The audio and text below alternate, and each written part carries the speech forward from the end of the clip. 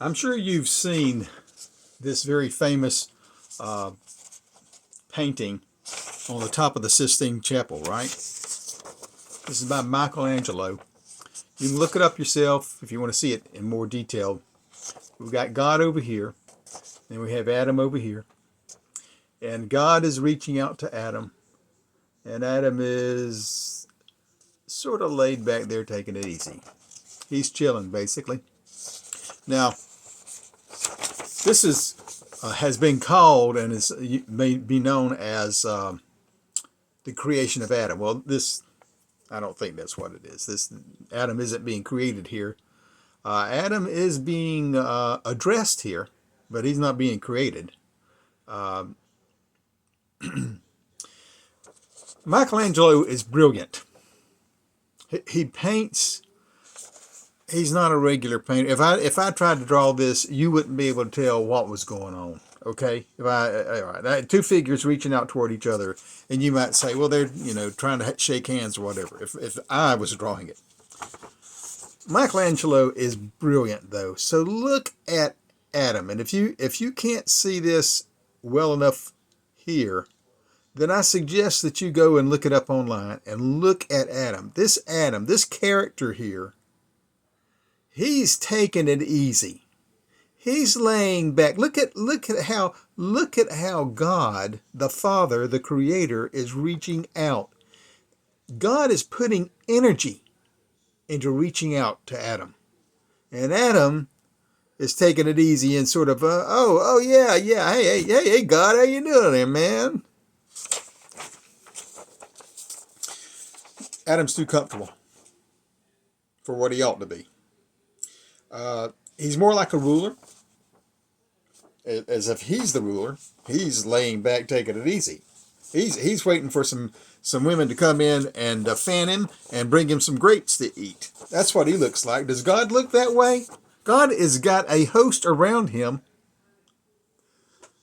and he is doing some serious reaching there. But not Adam.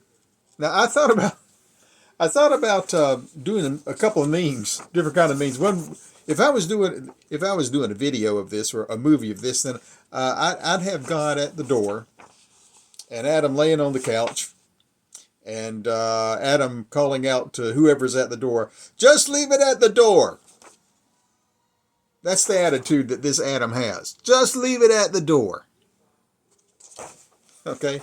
Or if I was doing, I thought about doing it a meme, and I may still do it, a meme, and put underneath here as a caption, Adam, after a long day at the office. He's just trying to chill. Adam's had a long day. He's just trying to, let me rest a little bit here. This looks like a man who came home and his wife is fixing his supper for him. And he's saying, no, I can't deal with the kids right now, honey. Just let me take it easy here for a little bit. Michelangelo is brilliant. He really gets it here really well in a way that it's amazing. Why do we miss things? Why do we miss things? Because there are liars in the world who wants us to miss it. As the Bible says, Satan is a liar. And so we have lies. You must beware of all the lies that are all around you all the time. And they sound good. They sound good. I listened to a guy the other night because I'm interested. As you know, I watch all kind of crazy stuff. Listen to a guy he's a photographer. He takes pictures of the sun, etc. And he's makes some very interesting observations. And one of them that he made was, look at he's got these really sensitive cameras. He says, look at the sun. Look at the flares coming off the sun. Look at them going around in a circle. The sun is not a volcanic action. It is a electrical activity. Okay? Now, that's pretty insightful or thoughtful. I don't know whether there's a lot of science on that. This guy's not a scientist, but I mean, all we need to know is a little bit of science to get some ideas. He's pointing out how this looks like something off of you put a magnet in the middle of some metal filings, and it looks a very similar kind of thing, what will happen? The magnetism. Magnetism is electrical. So that was good. But then he proceeded to say the sun is really not, it's just up there a few miles above our head. Now, maybe he's right. But the question it comes down to, is he right? Or is all the other people, all the other scientists who have told us everything they've told us, are they right? Who is the one telling us the lie? Obviously, people who believe that the sun is, millions of miles away, and this guy right here, they all sincerely believe in what they're saying. You have to open your own eyes. You have to think for yourself. And I'm not going to go into detail about what I think about this guy and his son thing. Doesn't matter. The point I only want to make is you got to think for yourself. I'm not saying he's right. Now, like many of us, it looks like Adam's attitude is, he's done everything he needs to do. But interestingly, God is trying to grab him. He's trying to provide a life buoy to him and bring him on board. That's the attitude of God here. God is reaching out in a serious way, like, oh, my child fell over into the gorilla exhibit at the zoo. I better get him out. And is this your child in the gorilla exhibit? Needing to get out? I'd say not. Jesus, from a Christian point of view, Jesus is a buoy that saves. And if you're just reaching for the buoy about like this guy is in this picture, you might not grab it because you're just not putting enough energy into getting to it, right? Now, other religions encourage Adam's attitude, his attitude of personal self-righteousness, and being satisfied with that. That's what this is what we have, Luther talks about, a works religion. You can't just say, okay, I gave it the office, so I don't have to do anything else, right? You've got to have a heart for God. God here in this picture clearly has a heart for Adam. But Adam, he's sort of indifferent. He's indifferent.